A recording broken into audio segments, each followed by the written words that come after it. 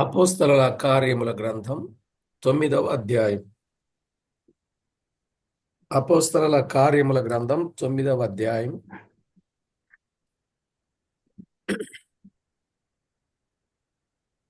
3వ వచనం నుండి 9వ వచనం వరకున్న సంగతులు చదువుకుందాం. అతడు ప్రయాణము చేయుచు దమస్కు దగ్గరకు వచ్చినప్పుడు అకస్మాత్తుగా ఆకాశము నుండి ఒక వెలుగు అతని చుట్టూ ప్రకాశించాడు. అప్పుడతడు నేల మీద పడి, సౌలా సౌలా, నీవేళ నన్ను హింసించుచున్నావు అని తనతో ఒక స్వరము పలుకుట వినెను. ప్రభువా, నీవెవడవని అతడడుగగా ఆయన, నేను నీవు హింసించుచున్న యేసును. లేచి పట్టణములోనికి వెళ్ళుము, అక్కడ నీవు ఏమి చేయవలనో అది నీకు తెలుపబడనని చెప్పాను. అతనితో ప్రయాణము చేసిన మనుషులు ఆ స్వరము వినిరి గాని ఎవరిని చూడక మౌనులై నిలువబడిరి. సౌలు నేల మీద నుండి లేచి కన్నులు తెరచినను ఏమీయూ చూడలేకపోయాను గనుక వారు అతని చేయి పట్టుకుని దమస్కులోనికి నడిపించిరి. అతడు 3 దినములు చూపులేక అన్నపానములేమియూ పుచ్చుకొనకుండెను. చదవబడిన ఈ లేఖనం కొరకై ప్రార్థన చేద్దాం. పరిశుద్ధుడవైన మా తండ్రి, అద్భుతకరుడా, ఆశ్చర్యకరుడా, ఆలోచనకర్త, నిత్యుడవగు మా ప్రియ ప్రభువా, మీకు స్తోత్రం. మీ ప్రభావ మహాత్యమును బట్టి, ఔన్నత్యమును బట్టి మిమ్మును మేము స్తుతిస్తున్నాం. మీ కార్యములు ఎంతో ఘనమైనవి, గంభీరమైనవి, అతి శ్రేష్టమైనవి. అందును బట్టి మిమ్మును స్తుతిస్తున్నాం. మా ప్రభు, చదవబడిన లేఖన భాగమును దీవించి మా అందరితో తేటగా సూటిగా మీరు మాట్లాడి మహిమ, ఘనత, ప్రభావములను మీరు ఆరోపించుకుంటారని కోరుచు మా ప్రాణప్రియుడైన యేసు క్రీస్తు అమూల్యమైన నామమున స్తోత్రము చెల్లించి స్తుతించి ప్రార్థించి మిక్కిలి వినయముగా బ్రతిమలాడి వేడుచు ఉన్నాం మా పరమ తండ్రి. ఆమేన్. ప్రభునందు ప్రియులారా, చదవబడిన ఈ లేఖనంలో కొన్ని సంగతులను మనము తేటగా గమనిద్దాం. గత వర్తమానములో సౌలు పౌలుగా మారాడు అనడానికి 10 గుర్తులు విన్నాం. 10 గుర్తులు మనం విన్నాం. నిజమే, ప్రతి వ్యక్తి జీవితములో సరి అయిన మార్పు అనేది ఉండాలి. దైవ దర్శనం ఆయనకి ఎప్పుడైతే కలిగిందో వెంటనే ప్రభు అతని హృదయాన్ని మార్చగా అతడు మారాడు.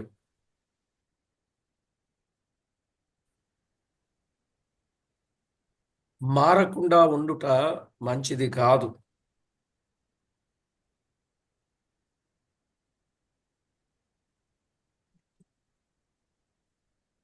తాను నమ్మిన వారిని ఆయన ఎరిగి ఉన్నాడు అనే మాటను బట్టి చివరికి ప్రభువు కొరకు మరణాన్ని కూడా అనుభవించడానికి ఆయన ఇష్టపడ్డాడు. అంటే నమ్మడమే కాదు, నమ్మిన తర్వాత ప్రభు ఏమై ఉన్నాడు సంపూర్ణంగా ఎరిగిన వాడుగా ఉన్నాడు. గలతీ పత్రికను అపోస్తలుల కార్యముల గ్రంథములో సరిపోల్చి పౌలు యొక్క జీవితకాల క్రమమును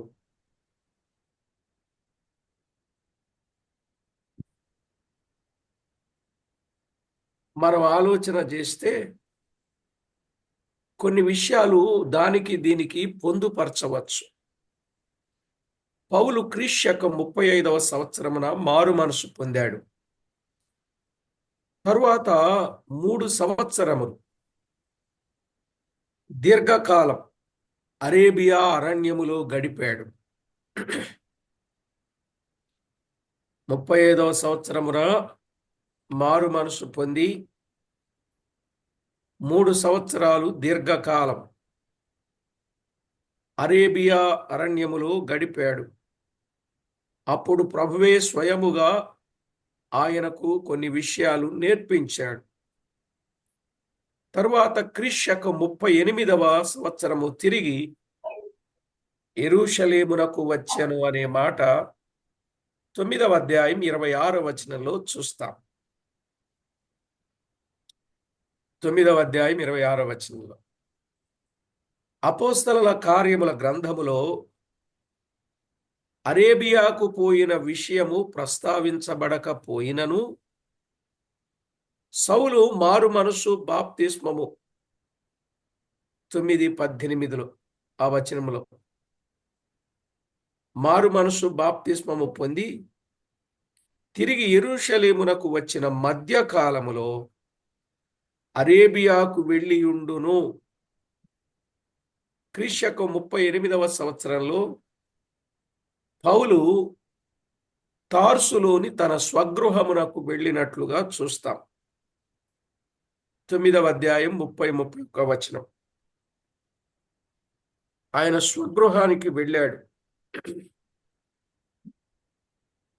ఆయన అక్కడే నిలిచి ఆ ప్రాంతమంతటా మిషనరీ సేవ క్రీస్తు శకం 45వ సంవత్సరము వరకు చేయుచుండగా బర్నబా పోయి ఆయనను అంత్యోకయకు పిలుచుకొని వచ్చాడు. 11, 25, 26 జాగ్రత్తగా గమనించండి. పౌలు జీవితం 35వ సంవత్సరంలో మారు మనసు పొందాడు. 3 సంవత్సరాలు అరేబియా అరణ్యములో గడిపాడు. 38వ సంవత్సరంలో యెరూషలేముకు వచ్చాడు. ఆ తర్వాత ఆయన తార్సులోని తన స్వగృహానికి వెళ్ళాడు. అక్కడే నిలిచి ఆ ప్రాంతమంతా సువార్త సేవ చేశాడు. ఎప్పటి వరకు? క్రీస్తు శకం 45 వరకు. క్రీస్తు శకం 45 వరకు ఆయన అక్కడనే సేవ చేశాడు.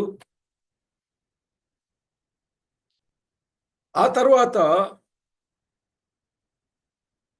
బర్నబా ఆయనను అంత్యోకయకు పిలుచుకొని వచ్చాడు. బర్నబానే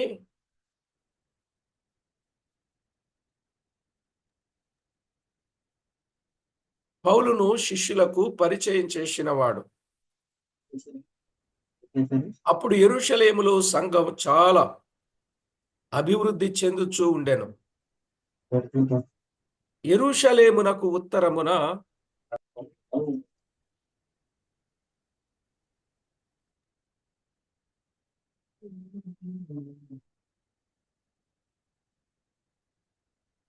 యెరూషలేమునకు ఉత్తరమున 200 కిలోమీటర్ల దూరంలో దమస్కులో కూడా సంఘం ఏర్పడింది.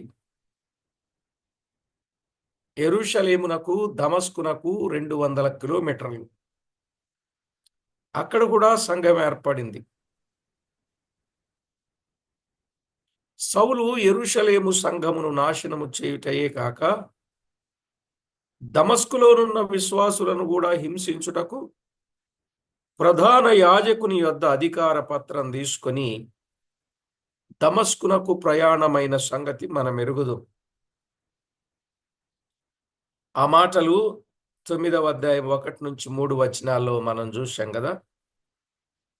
దమస్కులోనున్న విశ్వాసులను యెరూషలేమునకు తీసుకొని వచ్చి అతడ శిక్షింపవలెనని అతని ఉద్దేశం. అతడు దమస్కు చేరు సమయానికి మధ్యాహ్న కాలమైంది. 22వ అధ్యాయం 6వ వచనం. మధ్యాహ్నపు వేళ వేడిని తట్టుకొనుటకు ఇతరులైతే తలదాచుకునేవారు గాని సౌలు అలా చేసేవాడు కాదు. దానిని బట్టి పౌలు తన పని విషయమై ఎంత తీవ్రంగా ఉన్నాడో మనకు అర్థమవుతుంది. దేవుడు అందరికంటే సంఘానికి గొప్ప శత్రువు, అందరికంటే సంఘానికి గొప్ప ఉపదేశకుడుగా మార్చు సమయం వచ్చింది. సంఘానికి గొప్ప శత్రువు ఎవరు? సౌలే. అందుకే దేవుడు అందరికంటే గొప్ప శత్రువు అయిన సౌలును సంఘానికి గొప్ప ఉపదేశకుడుగా మార్చు సమయం వచ్చింది. అదండి దేవుని కృప, కరుణ, ప్రేమ. అలాగూ ఆయన చూపిన కృప, కరుణ, ప్రేమ వలన అతనికి మార్పు జరిగింది. 2వ వచనంలో ఈ మార్గములు అనగా రక్షణ మార్గం, ప్రభు మార్గం. 16-17 రక్షణ మార్గం, 18-25-26 ప్రభు మార్గం. అతడు ప్రయాణం చేసి దమస్కు దగ్గరకు వచ్చినప్పుడు అకస్మాత్తుగా ఆకాశము నుండి ఒక వెలుగు అతని చుట్టూ ప్రకాశించెను. ఆ వెలుగు అతని చుట్టూ ప్రకాశించినట్లుగా చూస్తాం 3వ వచనంలో. ఆయన కూడా చెప్పాడు 22వ అధ్యాయం 6-11 వచనాలు. ఆయనకి ఏం జరిగిందో అక్కడ చెప్తున్నాడు సాక్ష్యంగా. 22:6-11, 26:12-18. మధ్యాహ్నమునందు సూర్య తేజస్సు కంటే మిక్కిలి ప్రకాశమానమైన వెలుగు ప్రకాశించింది. ప్రకాశమానమైన వెలుగు. నిజమే ప్రియులారా, ఆయన ప్రకాశమానమైన వెలుగు. ప్రకటన గ్రంథం 1:16లో కూడా మనం చూస్తాం ఆ వెలుగును గుర్చిన వివరం. అప్పుడు ఏం జరిగింది అనంటే, సౌలా సౌలా నన్నేల హింసించుచున్నావు, మునికోలనకు ఎదురు తన్నుట నీకు కష్టమని హెబ్రీ భాషలో ఒక స్వరము పలుకుట వింటిని. సౌలా సౌలా నన్నేల హింసించుచున్నావు, మునికోలనకు ఎదురు తన్నుట నీకు కష్టం అన్నాడు. 4వ వచనం. ఆ మాట 26:14లో చెప్పాడు. 5:39. అరక దున్నుతున్న ఎడ్లు మునికోలలకు ఎదురు తన్నితే దానికే ఎక్కువ గాయములు తగులుతాయి. సౌలు పరిస్థితి అలాగే ఉన్నదని ప్రభు చెప్పుచూ ఉన్నాడు. నీకే దెబ్బ తగులుద్ది నాకు విరోధంగా చేస్తే అన్నాడు. ఎప్పుడైతే ఆ మాట అన్నాడో ఆ మాటకు సౌలు హృదయం బ్రద్దలైపోయిందండి. అప్పుడు సౌలు, ప్రభువా నీవు ఎవరివి అని అడిగాను. అందుకు ప్రభువు, నీవు హింసించుచున్న యేసుని అని పలికాడు. అర్థమైందండి? నాకు రక్షణ సువార్త చెప్పిన దైవజనుడు ఈ వర్తమానం చెబుతూ ఒక మాట అన్నాడు. ఆయన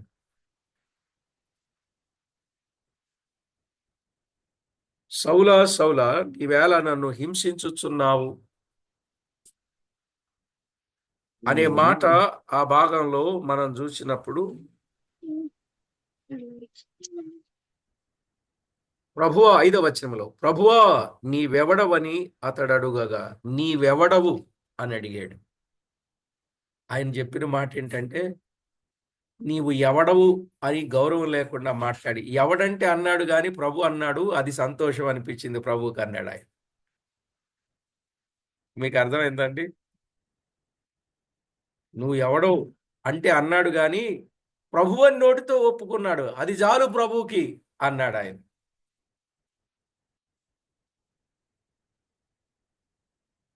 బహుశా మీకు సరిగా అర్థం కాలేదనుకుంటా. ప్రభు అనే మాట చాలనుకున్నాడు అన్నాను. నీవెవడో అంటే అది గౌరవం లేని పదం. నీవెవడో అంటే గౌరవం లేని పదం. మీరెవరండి అని అంటే అది గౌరవంతో కూడిన పదం. నీవెవడో అని అన్నా కూడా ప్రభు అని నోటితో ఒప్పుకున్నాడు, అది ప్రభువుకు సంతోషం కలిగించిందని ఆయన వ్యాఖ్యానం చేశారు. ప్రభు నిజంగా ఎంత దయార్థ హృదయుడోనండి, ఎంత కరుణా సంపన్నుడోనండి. ఆయన ప్రేమ వాత్సల్యం చాలా గొప్ప విశేషమైన. నిజంగా దేవుని పిల్లల్ని, దేవుని సంఘాన్ని ఇంత దారుణంగా నాశనం చేసిన వారిని కూడా క్షమించడం అనేది దేవునికే సాధ్యం, ఇంకెవరికి సాధ్యం కాదు. ఏమంటారు?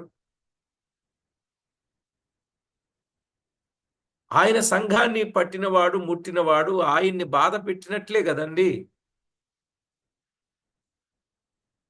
అలాంటి వ్యక్తిని కూడా ఆయన ప్రేమించాడు అని అంటే అది ఎంత విశేషమైన విషయం. కాబట్టి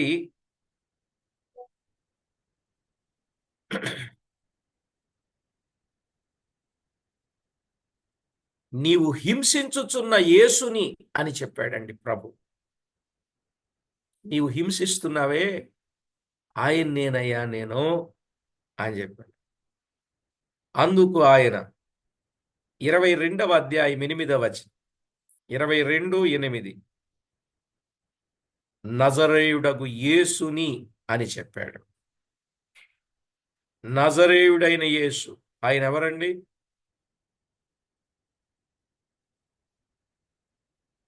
నజరేయుడైన యేసు 26వ అధ్యాయం 15వ వచనం,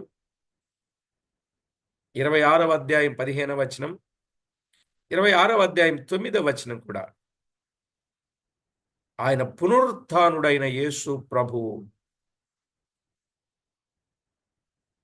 అతడు నమ్ముటలేదు, కానీ ఇట్టి సిద్ధాంతం అతనికి భిన్నంగా తోచింది. ఎందుకంటే అతడు యూదా మత సంబంధమైన భక్తిపరుడై ఉండి ఈ భిన్న మతమును నాశనము చేయవలనని గట్టిగా ప్రయత్నం చేస్తున్నాడు. ఇట్లుండగా క్రైస్తవులను ఎలాగూ హింసించుచున్నావని కాక నీవేళ నన్ను హింసించుచున్నావని స్వరము పలుకుట అతడు విన్నాడు. అతడు మిక్కిలి ఆశ్చర్యపడి ప్రభువా నీవెవడివి అని అడుగగా నీవు హింసించుచున్న నజరేయుడగు యేసుననే స్వరాన్ని విన్నాడు. అప్పుడు నజరేయుడు యేసు పునరుత్థానుడై ఉన్నాడని అప్పుడు నమ్మాల్సి వచ్చిందండి. అప్పటి వరకు ఆయన నమ్మేవాడు కాదు. ఆ రోజు అప్పుడు నమ్మాడు. కొరింథీయులకు రాసిన మొదటి పత్రిక 15వ అధ్యాయం 8వ వచనం.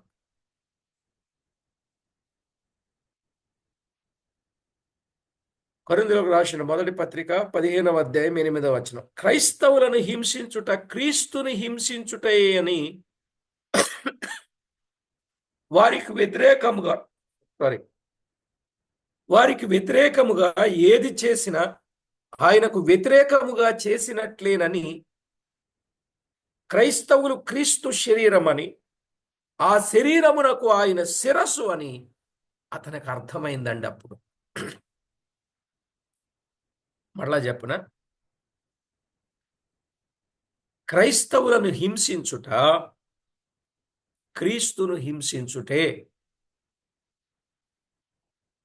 వారికి వ్యతిరేకంగా ఏది చేసినా ఆయనకు వ్యతిరేకముగా చేసినట్లే. ఎందుకంటే క్రైస్తవులు క్రీస్తు శరీరమని.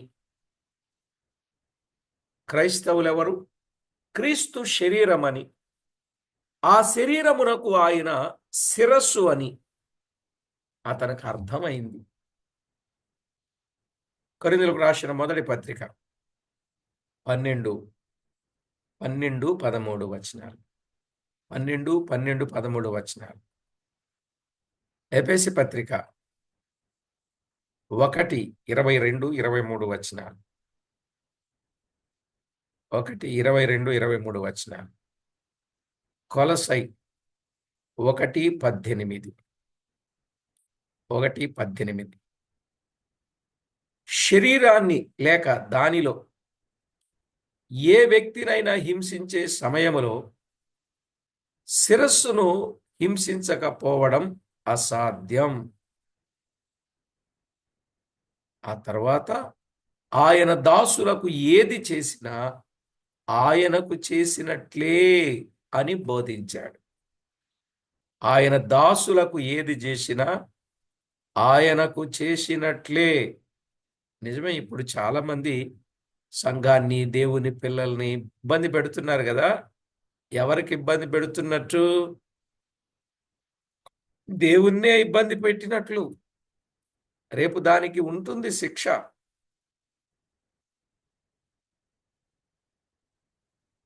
ఆయన దాసులకు ఏది చేసినా ఆయనకు చేసినట్లని బోధించాడు. మత్తయి సువార్త 10:40. మత్తయి 10:40, 18:5,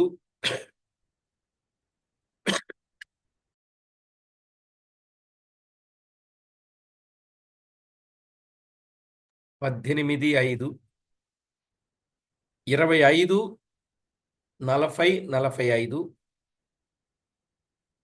45, 25, 40, 45, లూకా 10:16, లూకా 10:16, జకర్యా 2:8, జకర్యా 2:8, యెషయా 63:9.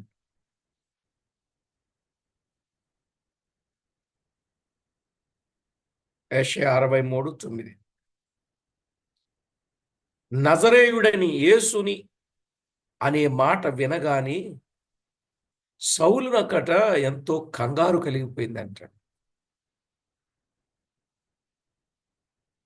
ఒక క్షణములోనే అతని తలంపులన్నీ తలక్రిందులైపోయాయట. అందువల్లే అతని జీవితం పూర్తిగా మారిపోయిందట. సంఘము క్రీస్తు శరీరం అనే పాట సౌలు అక్కడే నేర్చుకున్నాడట. అందును బట్టి అతని రాతల్లో సంఘం క్రీస్తు శరీరం అని చాలా చోట్ల వ్రాశాడు. ఈ సత్యము వ్రాయుటలో విశేషముగా పౌలు రాతల్లోనే చూస్తాం కదా.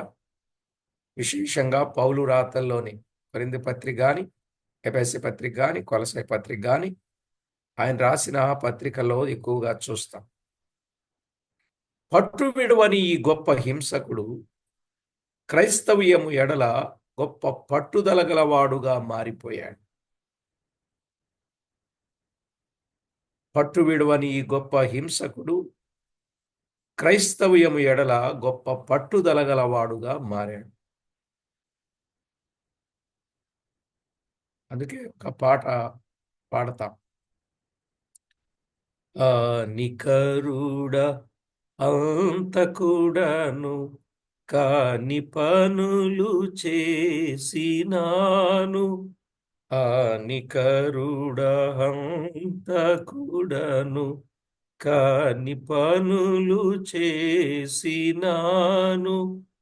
హీనమైన చావు నుండి హీనమైన చావు నొంది హీనుని రక్షించితివి. ఎంత జాలి యేసువా, ఇంతయని వర్ణింతునా, ఎంత జాలి యేసువా. నిజమేనయ్యా, ఇలాంటి జీవితాన్ని, నా జీవితాన్ని మార్చావు అని చక్కగా ఆయన జీవితంలో జరిగిన దానిని బట్టి రాసుకున్నటువంటి పాటగా చెప్పచ్చు. అతని జీవితం మారిపోయింది. అప్పుడు సౌలు, ప్రభువా నేనేమి చేయవలనని అడుగగా అతడు ఏమి చేయవలనో కొన్ని సంగతులు అక్కడే చెప్పాడు. ఏం చేయాలో అక్కడే చెప్పాడు. 22వ అధ్యాయం 10వ వచనం ఆయన చెప్పాడు. పౌలు సాక్ష్య రూపంలో చెబుతా వచ్చాడు. 22:10. అపోస్తల కార్యాలు 26:16 నుండి 18 రెండు స్థలాల్లో ఆయన విట్నెస్ చెప్పాడు. అపోస్తల కార్యాలు 26:16 నుండి 18. ప్రభువా నేనేమి చేయవలెనో అని అడుగుటలోని ప్రభు ఇష్టానికి సంపూర్ణ విధేయుడుగా కనబడుతూ ఉన్నాడు కదా. నేనేమి చెయ్యాలి అని అడగడంలోనే ప్రభువుకు పౌలు సంపూర్ణ విధేయుడుగా కనబడుతూ ఉన్నాడు. కొరింథీయులకు రాసిన మొదటి పత్రిక 12:3. 12:3లో నిన్ను పరిచారకుడుగా సాక్షునిగా నియమించి ఉన్నాను, నిన్ను కాపాడెదను. నిన్ను పరిచారకుడుగా సాక్షినిగా నియమించి ఉన్నాను, నిన్ను కాపాడెదను. అన్యులను చీకటిలో నుండి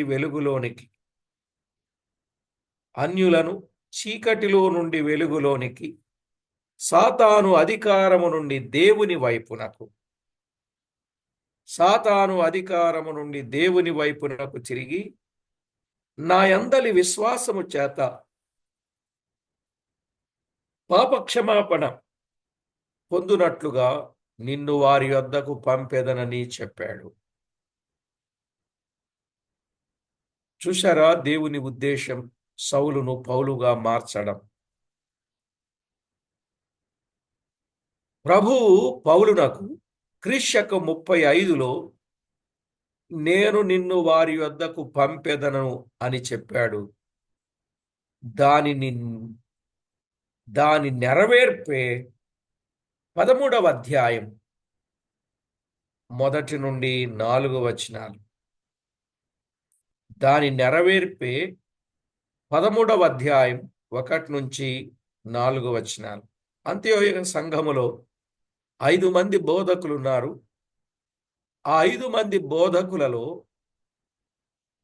పరిశుద్ధాత్మ బర్నబాను సౌలును పిలిచిన పని కొరకు నాకు ప్రత్యేకపరచుడని వారిని ప్రత్యేకపరచగా ప్రభు పిల్లలు వారి మీద చేతులుంచి ప్రార్థన చేసి పరిచర్యకు పంపినట్లుగా చూస్తాం.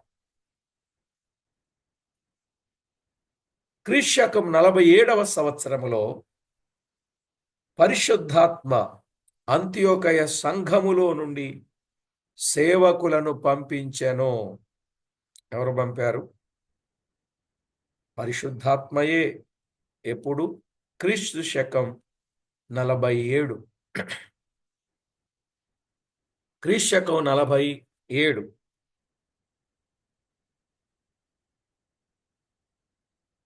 మధ్యలోని 12 సంవత్సరములు పౌలుకు మంచి తర్బీదు అవసరమై ఉండెను. 35 నుండి 47 మధ్యలో 12 సంవత్సరాలు పౌలుకు మంచి తర్బీదు అవసరమై ఉన్నది. ఈ 12 సంవత్సరాలలో పౌలు అనేక సత్యములు నేర్చుకొని క్రీస్తు శకం 47లో ప్రభు సేవకు పిలువబడి పంపించబడ్డాడు. డైరెక్ట్గా వచ్చేసి సేవ చేయలేదండి. నమ్మకంగా ఉన్నాడు, నీతిగా ఉన్నాడు, ఒక విధంగా బైబిల్ ట్రైనింగ్ చేశాడు అని చెప్పుకోవచ్చు. ప్రభు సేవలోనికి రావాలి అనంటే ప్రభు పిలుపు ఉండాలి. నిన్న రక్షించబడి ఈ దినము సేవ చేస్తామంటే సరిపోదు. ప్రభు సేవలోనికి రావాలి అని అంటే రక్షించబడిన తరువాత సంఘములు, సహవాసములు, అనేక సత్యములు నేర్చుకొని ప్రభు సేవలో కొనసాగాలి. అర్థమవుతుందండి? ప్రభు సేవలోనికి రావాలంటే రక్షించబడిన తరువాత సంఘములు, సహవాసములు, అనేక సత్యములు నేర్చుకున్న తర్వాతనే ప్రభు సేవకు రావాలి. అంతేగాని అసలు రక్షించబడకుండానే ఈ పని బాగుంటుందని మనం ఎందుకు చేయలేము అనుకుంటూ బయటకు వచ్చేసి సేవ మొదలు పెట్టేవాళ్ళు చాలా మంది ఉన్నారు. అది కరెక్ట్ అయిన విధానం కాదు. ఒకవేళ సంఘములు నమ్మకంగా ఉండి సత్యములో కొనసాగుతూ ఉండి అట్టి సత్యాలు ఒకవేళ కొనసాగించకపోతే సంఘములో నుండి వెలుపలికి వెళ్ళి సత్యముతో కూడిన సంఘాన్ని స్థాపించాలి. అది వేరు. ఎందుకంటే ఆల్రెడీ ఆయనకు ఆ సత్యం తెలుసు, వాక్య పద్ధతి తెలుసు, వాక్య క్రమం తెలుసు. ఆయన వెళ్ళి పరిచర్య చేయొచ్చు. కానీ రక్షించబడిన తొలినాళ్లలోనే బయటకు వెళ్ళి నేను సేవ చేస్తాను అని చెప్పడం అంత భావ్యంగా ఉండదు. అది క్రమం కాదు అని మనం గుర్తించాలి. 12 సంవత్సరాలలో పౌలు అనేక సత్యములు నేర్చుకొని క్రీస్తు శకం 47లో సేవకు పిలువబడి వచ్చినట్లే మనం కూడా అలాంటి శ్రేష్టమైన అనుభవాన్ని కలిగిన వారంగా ఉండాలి. చూడండి, మోషే ఐగుప్తులో ఉన్నాడు. ఆ ఐగుప్తులో ఉన్నప్పుడు ఆయన ఏం చేశాడు? సకల విద్యలను అభ్యసించాడు. సకల విద్యలు అభ్యసించాడు. అపోస్తల కార్యాలు 7వ అధ్యాయం 22, 23 వచనం. మోషే ఐగుప్తులో సకల విద్యలను అభ్యసించాడు. 40 ఏండ్ల వయసులో ఐగుప్తు ధనము కంటే క్రీస్తు విషయమైన నింద గొప్ప భాగ్యమని ఎంచుకొని అల్పకాలము పాపభోగమును అనుభవించుట కంటే, అనగా ఐగుప్తు స్త్రీలతో తన కోరికలు తీర్చుకొనుట కంటే దేవుని ప్రజలతో శ్రమ అనుభవించుట మేలు అని యోచించి ఫరో కుమార్తె యొక్క కుమారుడని అనిపించుకొనటానికి ఆయన ఒప్పుకొనలేదు. ఏం డెడికేషన్ అండి ఆయన్ని! మామూలు డెడికేషన్ కాదు. అసలు ఆయన డెడికేషన్ ఎలాంటిదంటే ఐగుప్తు దేశమునకు రాజగుటకు ఇష్టపడక తాను స్థిరబుద్ధి గలవాడై ఐగుప్తును విడిచి వెళ్ళిపోయాడు. ఆ చరిత్ర అంతా హెబ్రీ పత్రిక 11వ అధ్యాయం 24 నుండి 27 వచనాలు. హెబ్రీ పత్రిక 11వ అధ్యాయం 24వ వచనం నుండి 27 వచనం. ఇంత త్యాగము చేసిన ఇశ్రాయేలీలకు నాయకుడుగా ఉండుటకు అంగీకరించబడలేదు.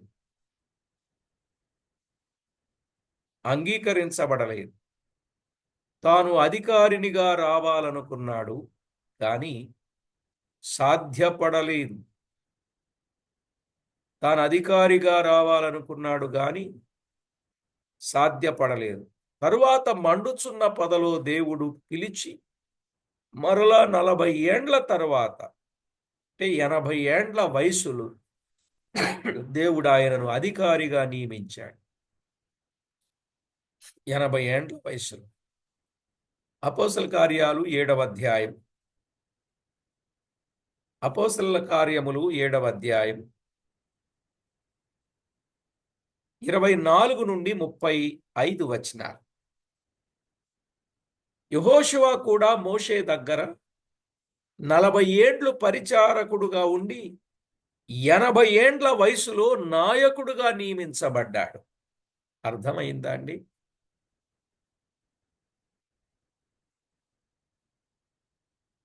80 ఏండ్ల వయసులో మోషే, 80 ఏండ్ల వయసులో యెహోషువ. యెహోషువ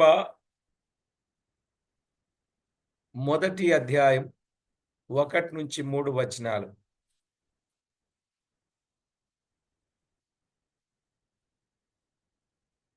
ఒకటి నుంచి మూడు వచనాలు. అలాగే ఏలియా వద్ద ఎలీషా తర్పీదు నొంది ఏలియా స్థానములో ప్రవక్తగా నియమించబడ్డాడు. ఏలియా యొద్ద ఎలీషా తర్బీదు నొంది ఏలియా స్థానములో ప్రవక్తగా నియమించబడ్డాడు. రాజుల 2వ గ్రంథం 3వ అధ్యాయం 11వ వచనం. రాజుల 2వ గ్రంథం 3:11. అలాగే ప్రభువునొద్ద శిష్యులు తర్బీదు పొంది తరువాత సేవలోనికి వచ్చారు.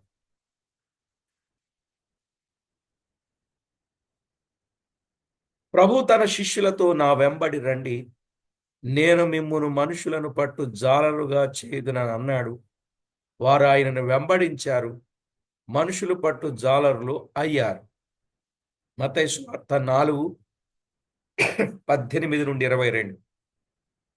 మత్తయి సువార్త 4:18-22.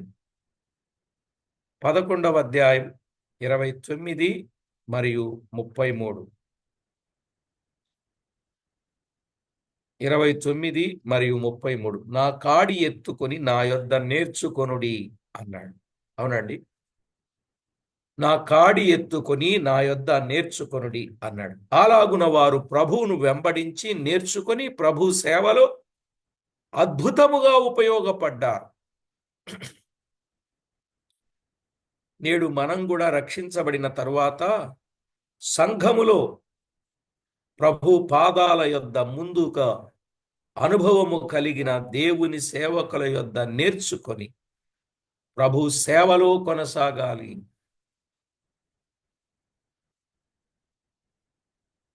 నిజంగా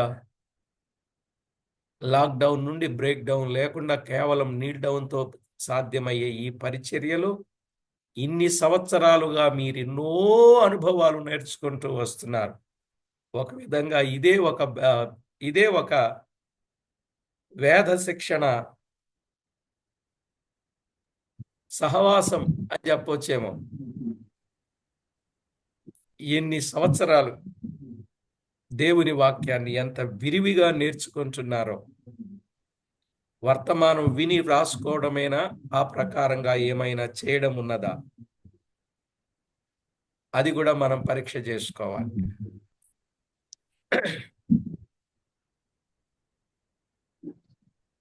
నీవు లేచి దమస్కులోనికి వెళ్ళుము, అక్కడ నీవు ఏమి చేయవలనో అక్కడ నీకు తెలుపబడును అన్నాడు. 6వ వచనం కదా, 22:10లో చెప్పాడు ఆ మాట. అతనితో ప్రయాణం చేసిన మనుషులు ఆ స్వరమును వినెను గాని ఎవనిని చూడక మౌనులైరి. ఆ స్వరాన్ని విన్నారు గాని ఎవనిని చూడక మౌనులైరి. 7వ వచనంలో, మాతో కూడా ఉన్నవారు ఆ వెలుగు చూచిరి గాని నాతో కూడా మాటలాడిన వాని స్వరము వినలేదు. 22:9. స్వరము వినలేదు. ఇందులో భేదమేమీ లేదు గాని వారు విన్నారు గాని సరిగా వినలేదని తెలియచున్నది. అక్కడ విన్నారు, ఇక్కడ చూశారు అని అన్నారు కదా. వారు విన్నారు గాని సరిగా వినలేదు. ఏమండి, విన్నది గుర్తా, సరిగా విన్నది గుర్తా? సరిగా విన్నదే. ఒక చోట విన్నారు గాని అన్నాడు, వారికి అర్థం కాలే. అది వారు విన్నారు గాని సరిగా వినలేదు. యోహాను సువార్త 12వ అధ్యాయం 28-29లో, 12వ అధ్యాయం 28-29లో దేవుడు, నేను దానిని మహిమపరచితిని, మరలా మహిమపరతును అని చెప్పాడు. నేను దాని మహిమపరచితిని, మరలా మహిమపరతును అని చెప్పాడు. అక్కడ ఉన్న సమూహం ఉరుము అని అనిరి వారు విన్నారు గాని అర్ధసహితంగా లేదు. అర్ధసహితంగా లేరు. దానియేలు గ్రంథం 10వ అధ్యాయం 5 నుండి 7 వచనాలు.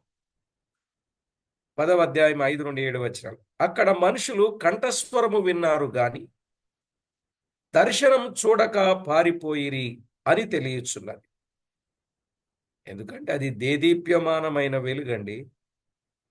ఆ దేదీప్యమానమైన వెలుగును చూసినప్పుడు ఆ వెలుగు యొక్క ప్రభావము చేత అతని కన్నులకు గుడ్డితనము కలిగింది అంటే ఇక అర్థం చేసుకోండి అలాంటి వెలుగు. ఇక్కడ అతని కన్నులు పోయే వెలుగు. 2, దానికంటే గొప్ప వెలుగు అతని హృదయములో ప్రవేశించి అతని మనోనేత్రాలను వెలిగింపజేసిన వెలుగు కదా. ఒకటేమో కన్నులు పోయాయి, రెండేమో ఆయన లోపల ఉన్న మనోనేత్రాలు వెలిగించబడ్డాయి. 8వ వచనంలో 22వ అధ్యాయం 11వ వచనంలో 8వ వచనం 22, 11 అక్కడ ఇక్కడ ఒకే వచనాలు. కొరింథీయులకు రాసిన 2వ పత్రిక 4, 5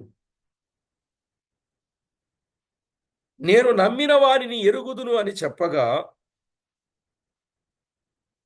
తిమోతికి రాసిన 2వ పత్రిక 1, 12 అతడు లేచి నిలబడినప్పుడు గుడ్డివానిగానున్నాడు. అతనితో ఉన్న మనుషులు అతన్ని పట్టుకొని నడిపించిరి అని మనం చూస్తాం. అతడు 3 దినములు దృష్టి లేనివాడై అన్నపానములు పుచ్చుకొనలేక ఉండెను అని మనం చూస్తాం. ఎంతకాలం అండి? 3 దినములు. 9వ వచనం. అతడు 3 దినములు చూపు లేక అన్నపానములేమియు పుచ్చుకొనకుండెను అని మనం చూస్తాం.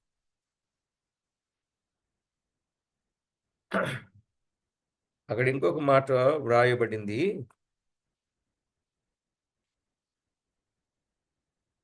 ఏమంటే, తిన్నని దనబడిన వీధిలో యూదా అనువాని ఇంట సౌలు ప్రార్థన చేయుచుండెను. 11వ వచనంలో కదా. అందుకు ప్రభువు నీవు లేచి తిన్నని దనబడిన వీధికి వెళ్ళి యూదా అనువాని ఇంట తార్సువాడైన సౌలు అనువాని కొరకు విచారించుము. ఇదిగో అతడు ప్రార్థన చేయుచున్నాడు. ఇదిగో అతడు ప్రార్థన చేయుచున్నాడు. ఇక్కడ ఉపవాస ప్రార్థనలో సౌలు తన సమయాన్ని గడుపుచుండెను. 3 దినములు ప్రార్థన చేయుచున్నాడు. కావున 10 నుండి 18 వచనాలలో అననీయ పౌలును ఆదరించుట అనేది మనము గమనిస్తాం. అననీయ పౌలును ఆదరించుట అనే విషయాన్ని మనం గుర్తు చేసుకోవచ్చు. ఆ సంగతులు మనం విందాం తర్వాత పాఠంలో. ఏది ఏమైనా ప్రియులారా, అసలు ఇతడు మారతాడు అనడానికి ఏ ఆధారము లేకపోయినా ప్రభువు మార్చాడు. ఎంత నిజంగా పౌలు లాంటి ఘోరమైన, క్రూరమైన, మూర్ఖమైన వ్యక్తి మరొకళ్ళు ఎవ్వరూ ఉండరండి. కానీ ఇలాంటి వ్యక్తినే దేవుడు మార్చాడు అనంటే ఇక యావత్ ప్రపంచములో మార్పు చెందని వారు ఎవరైనా ఉండగలరా? దిగులు పడాల్సిన అవసరం లేదు. భర్త మారలేదు, భార్య మారలేదు, పిల్లలు మారలేదు, బంధువులు మారలేదు, మన చుట్టుప్రక్కల వారు మారలేదు అని ఏం బాధపడకండి. మనం చేయాల్సిన పని ఒకటే, ప్రార్థన పని. ప్రార్థన చేయాలి, ప్రకటన చేయాలి. ప్రార్థన ప్రకటన, ప్రార్థన ప్రకటన. ఈ రెండు ఎప్పుడైతే బయటికి వెళ్తాయో ఖచ్చితంగా దేవుడు ఎంత మార్పు చెందని వ్యక్తులనైనా దేవుడు మార్చగలడు. నేను ఎన్నో సంవత్సరాలుగా నేను విశ్వసించిన విషయం అండి ఇది. సౌలును పౌలుగా మార్చిన దేవుడు, యెహోవా సాక్షిని యేసుక్రీస్తు సాక్షిగా మార్చిన దేవుడు, సాతాను పిల్లల్ని దేవుని పిల్లలుగా దేవుడు మార్చుకుంటాడు. మరి మధ్యలో మన పనేంటి? ప్రార్థన ప్రకటన, ప్రార్థన ప్రకటన. గుర్తుపెట్టుకోండి, మనం చేసే పని మనం చేస్తే ఆయన చేసే పని ఆయన చేస్తాడు. కాబట్టి ఇట్టి పని మనము చేసి అనేకులను ప్రభు దగ్గరకు నడిపించే వారంగా సిద్ధపడదాం. ప్రార్థన చేసుకొని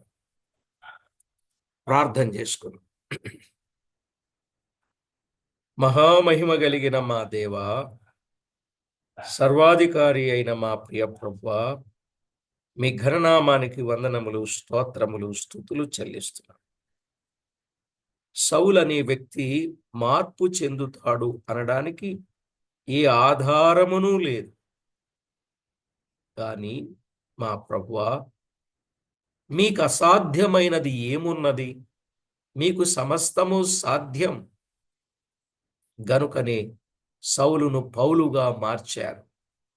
ఈరోజు మా అందరికీ మాదిరిగా ఆయనను ఉంచారు. అందుకై స్తోత్రము చెల్లిస్తున్నాం. విన్న విషయాలు అందరి హృదయాల్లో ముద్రింపచేసి మీకు మహిమకరంగా జీవించుటకు సిద్ధపరచమని కోరుచు మా ప్రభు అయిన యేసు క్రీస్తు అమూల్యమైన నామమున స్తోత్రము చెల్లించి, స్తుతించి, ప్రార్థించి మిక్కిలి వినయముగా బ్రతికిలాడి వేడుచూ ఉన్నాం మా ప్రియ పరలోకపు తండ్రి. ఆమేన్.